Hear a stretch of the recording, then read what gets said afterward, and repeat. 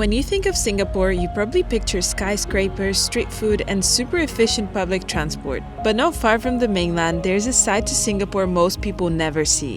Today, we're heading out to explore Singapore's most remote and peaceful island. It's a place with no cars, no crowds, quiet beaches, and completely uninhabited. Welcome to Lazarus Island. All those buildings that you see over that side, that is the actual mainland in Singapore. So it took us only 15 minutes to get to that port over there in Lazarus Island. And because we want to be a bit more organized, we are starting at St. John's. Before we dive into exploring, here's a quick look at how these islands are connected. Just off Singapore's coast, there's a trio of islands connected to each other: St. John's, Lazarus, and Serengat. The reason why they're connected will make much more sense later on. We started our journey on St. John's Island, an island with very interesting and shocking history. I've had to put long sleeves and this hat to cover myself from the sun. The heat is so intense. On the other hand, there's me wearing a bra and then shorts because I want to get that cute tan before we go back to the UK. For those of you that have seen our last video exploring the last village in Singapore, we are using the same bikes, although if you don't have bikes, you can rent them in the island. But it is a really small island, so you can just walk around it. And that's actually what most people did today. We are the only ones cycling the whole island. At this point, we came across a slight challenge, cycling up a very inclined hill. Oh my god.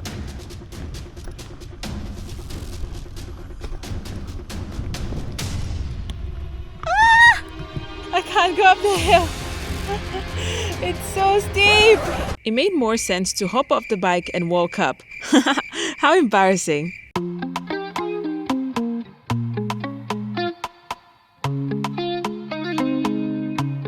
It's actually so fascinating, the history of this island, because these buildings right behind me were used for quarantine back in the day, to quarantine people like migrants and also war prisoners and even drug addicts as rehabilitation centers. But now they've been repurposed and converted into campsites, which is really cool. And it's very ironic, but through Get Your Guide, you can do an activity where you need to escape the island from a virus. Sounds familiar?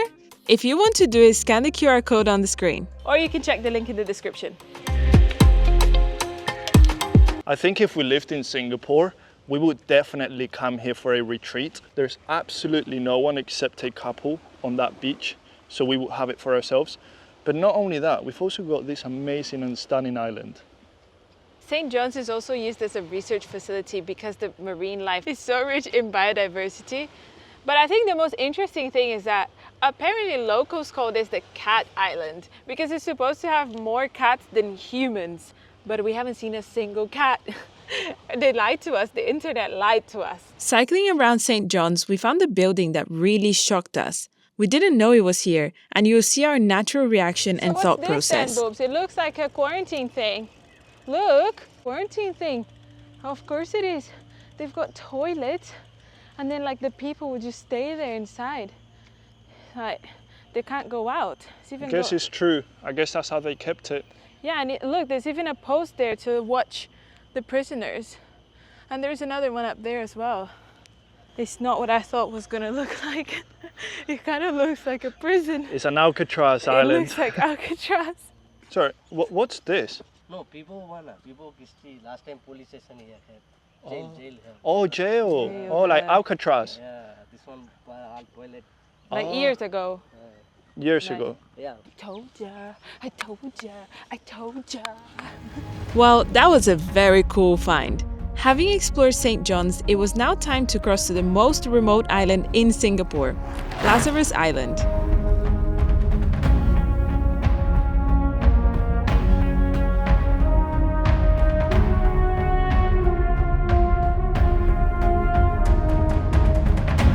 This island is so remote that if you want directions, you need to look at the printed laminated paper.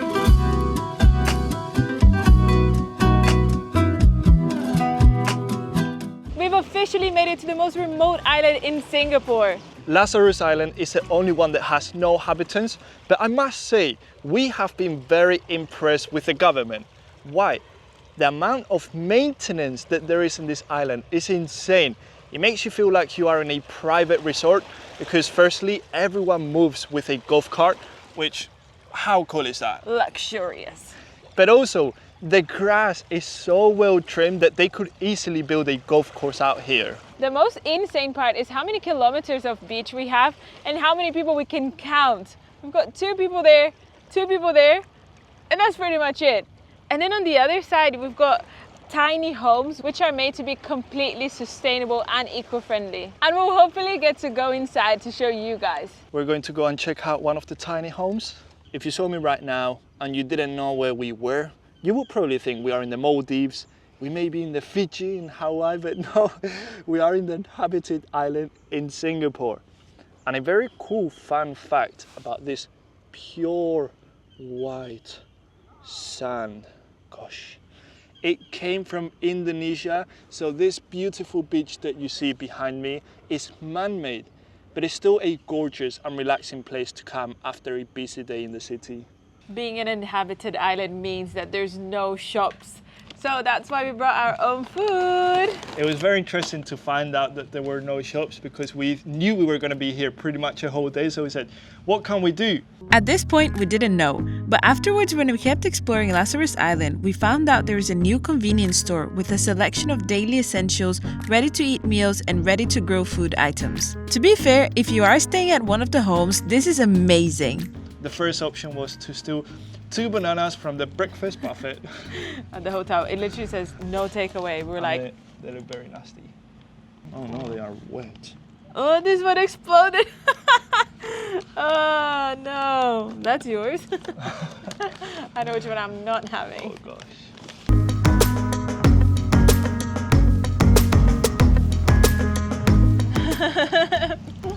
Hey.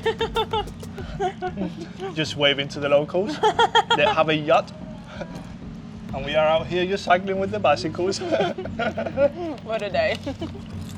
The only unfortunate part of exploring Lazarus Island is that there's only one path, meaning that we won't be able to go deep into the forest and see all the animals hiding in this magnificent island. But at least we do get a very nice coastline view whilst exploring with our bicycles. This is officially the end of Lazarus Island. I'm not really sure why Max said Lazarus Island so weirdly just there. We wanted to try and get to that secret beach that we saw from each side, but unfortunately we won't be able to. However, we did stop to take cool shots of the nature, and then we spotted our worst enemy, a long-tailed macaque. I didn't know there was monkeys here. Oh no, these are not the friendly monkeys. I was praising this island before for not having monkeys and I was really happy. These are the monkeys called mafia monkeys, and if they see any plastic bags, any plastic bottles, they will jump into you and get them. There's a lot of movement behind Above us, behind us. I think they are saying, hey, you can't cross, this is our territory, so leave immediately. Oh shit, he's coming down the tree. Go, go, go. Oh my God. To finish exploring the island, we wanted to see what the tiny homes look like from the inside.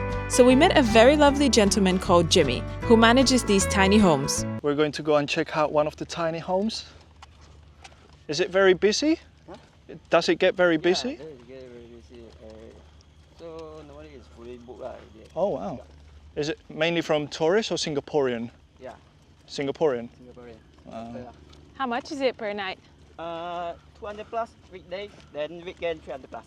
Nice.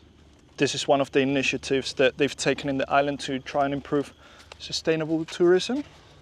It's quite cool. I believe they are fully powered by the solar panels on the roof. So beautiful. Wow, it's so beautiful. The views are immaculate. Imagine waking up to this view. You got this bed and you wake up to this amazing water. We've even got a sink.